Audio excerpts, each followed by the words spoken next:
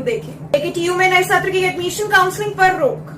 AKTU यानी doctor APJ Abdul Kalam प्राप्ति university में चल रहे एडमिशन काउंसलिंग की प्रक्रिया को तत्काल प्रभाव से रोक दिया गया है। आपको बता दें, शनिवार देर शाम एकेटीयू के रजिस्ट्रार नंदलाल की ओर से जारी आदेश में कहा गया कि अपरिहार्य कारणवश यूपीसीईटी 2021 की काउंसलिंग प्रक्रिया व फिजिकल रिपोर्टिंग को अग्रिम आदेश तक तत्काल प्रभाव से स्थगित कर दिया गया है। शहरी श्रमिकों को रालोद की रोजगार गारंटी। किसानों की पार्टी कहलाने वाली राष्ट्रीय लोकदल अब श्रमिकों के वोट को साधने की तैयारी कर रही है। इतना ही नहीं, शनिवार को कांशीराम परिनिर्वाण दिवस पर रालोद अध्यक्ष चौधरी जयंत ने घोषणा की कि यूपी में रालोद की सरकार बनी तो शहरी श्रमिकों के लिए रोजगार गारंटी योजना चलाएंगे।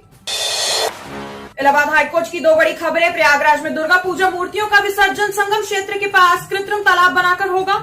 हाईकोर्ट ने पुराने आदेश पर अमल करने का दिया निर्देश। दशहरा दुर्गा पूजा पंडालों में स्थापित मूर्तियों का विसर्जन संगम क्षेत्र गंगा किनारे रामघाट के पास काली सड़क के बने कृत्रिम तालाब में किया जाएगा। सूत्रों की माने तो इलाहाबाद हाईकोर्ट ने जिला प्रशासन से मूर्ति विसर्जन के संबंध में डॉक्टर पीके राय की 2015 में दाखिल याचिका पर 5 अक्टूबर 2015 को पारित आदेश का पालन करने का निर्देश दिया है। 17 अक्टूबर से नोएडा में बंद होगी गंगा जल की सप्लाई, दिवाली पर होगी चालू। नोएडा को गाजियाबाद से आने वाली गंगा जल की सप्लाई 17 अक्टूबर से बंद हो जाएगी।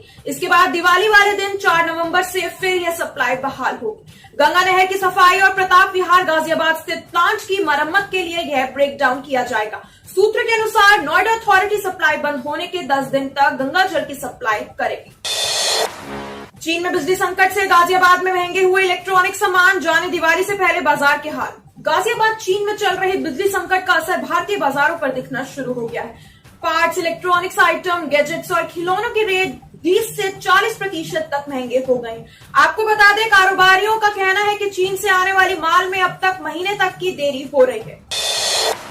फूलों की खेती से चमकेगी यूपी के किसानों की किस्मत, 5 गुना बढ़ेगी आय। फूलों की खेती किसानों की जिंदगी में समृद्धि का बहार ला सकती है, बस थोड़ी सावधानी की जरूरत है। इतना ही नहीं, फूलों की खेती को बढ़ावा देने के लिए बख्शी का तालाब स्थित चंद्रभानु गुप्त कृषि स्नातकोत्तर महाविद्यालय एवं clean and green environment society की ओर से चल रही है 2 दिवसीय कार्यशाला भारतीय वनस्पति अनुसंधान संस्थान के निदेशक डॉक्टर एसके बारिक ने बताया कि परंपरागत फसलों से किसानों की आय स्थिर बन सकती है। वाराणसी में अब घर बैठे लगेगा कोरोना का टीका, कोविड टीका एक्सप्रेस की हुई शुरुआत। वाराणसी में अब टीकाकरण अभियान को रफ्तार देने के लिए स्वास्थ्य विभाग ने खास तैयारी कर ली है। इसके लिए स्वास्थ्य विभाग वाराणसी में कोविड टीकाकरण एक्सप्रेस की शुरुआत की गई है, जो लोगों के मोहल्लों में घर घर जाकर लोगों का टीकाकरण करेगी। गौर देने वाली बात यह है कि शहरी क्षेत्र के अलावा ग्रामीण क्षेत्रों में भी लोग इसका फायदा उठा सकेंगे। इसके लिए 20 वैन तैयार किए गए हैं। पीएम मोदी फिर पूर्वांचल से शुरू करेंगे मिशन 2022 फतेह अभियान, जोर शोर से चल रही है तैयारी। प्रधानमंत्री नरेंद्र मोदी ने अपने चुनावी अभियान के लिए एक बार फिर पूर्वांचल की धरती को चुना है। इसके पहले 2014, 2019 के लोकसभा और 2017 के उत्तर प्रदेश विधानसभा चुनाव अभियान की शुरुआत भी प्रधानमंत्री ने पूर्वांचल से की थी। आपको बता दें, इस बार 20 अक्टूबर को पीएम तथागत की धरती से कार्यकर्ताओं में मिशन 2022 के लिए जोश भरेंगे। रेलवे दीपावली और छठ पूजा के लिए इन रूटों पर चलाएगा स्पेशल ट्रेनें, यहाँ देखें लिस्ट। दीपावली और छठ पूजा पर बिहार और पूर्वांचल की ओर से जाने वाले यात्रियों को राहत देने के लिए रेलवे स्पेशल ट्रेनें चलाएगा। वहीं लखनऊ से चलने वाली नियमित एक्सप्रेस ट्रेनों में अतिरिक्त बोगियां भी लगाई जाएंगी। रेलवे ने छठ पर्व की तैयारियां शुरू कर दी हैं। इतना ही नहीं, दीपावली के बाद छठ पर्व 6 नवंबर से नहाय खाए के साथ आरंभ होगा।